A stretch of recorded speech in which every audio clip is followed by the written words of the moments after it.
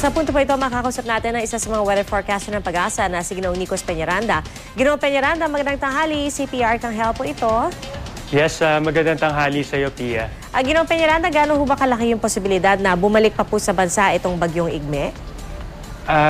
Highly likely po or almost 90% kung i-porsyento natin ito. Ito po ay maka-apekto dito lalo-lalo na sa Batanes area, extreme northern Luzon. So, Pia, yung location pala nito, 360 kilometers west of Basco, Batanes, hindi po northwest of Lawag. Alright. So, 360 kilometers west of Basco, Batanes. Alright. So, itong inaasahan natin, Batanes area yung talagang mapupuruhan nitong bagyong si Igme.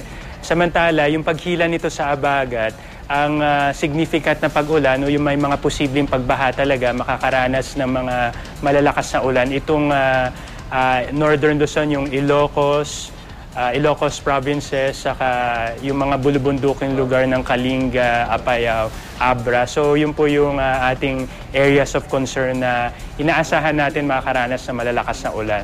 Although yung ibang areas, pati na rin dito sa Metro Manila may mga pag-ulan, inaasahan natin na mga bugso-bugso. So may mga maaraw na panahon, pero may mga dumadaan-daang mga pag-ulan yung mga maaasahan natin. So ilang araw na inaasahang mananatiling ganun, yung sitwasyon?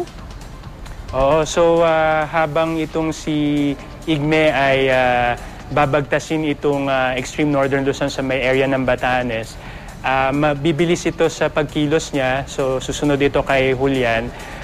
So habang nangyayari po yun, between today hanggang mga Friday, ay makaapekto pa rin ito sa habagat. Kaya may mga pag-ulan pa rin mararanasan. Although may mga improvement na tayo by around Wednesday. Pero may mga chance pa rin tayo sa mga pag-ulan. Although mas maganda na yung panahon. Lalong-lalo na dito sa Metro Manila, saka rest of Southern Luzon and Visayas. Pero Ginoong Peñaranda, bukod po ba doon sa bagyong Igme, meron pa po kayong ibang binabantayan sama ng panahon?